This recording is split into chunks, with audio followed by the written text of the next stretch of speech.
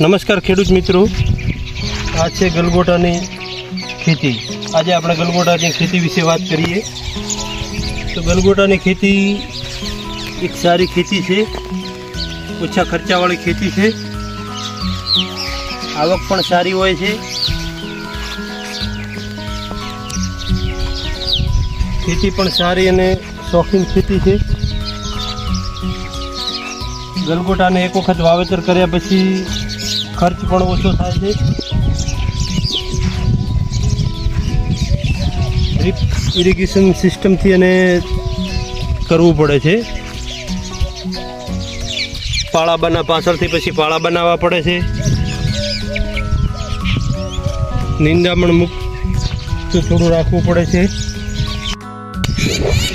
Sydney વાત કરીએ તો એક સીડ કરીને આવે છે કૈલાસ. એ સીડ પણ સારું આવે છે, જો આ જાતે ઘરે જ તૈયાર કરેલ હતું અને નર્સરીમાં પણ ઉપલબ્ધ હોય છે. ગલગોટા ત્યાંથી પણ લાવીને વાવેતર કરી શકાય છે. દવાની વાત કરીએ તો આમાં ઈયળનો થોડો પ્રોબ્લેમ રહે છે. એ ઈયળના પ્રોબ્લેમ માટે ઇમામેક્ટિન દવા ખૂબ સારી આવે છે. ઇમામેક્ટિનનો સ્પ્રે કરવાથી ઈયળ પણ જતી રહે છે. બીજો ગલગોટામાં બીજો કોઈ પ્રોબ્લેમ આવતો નથી.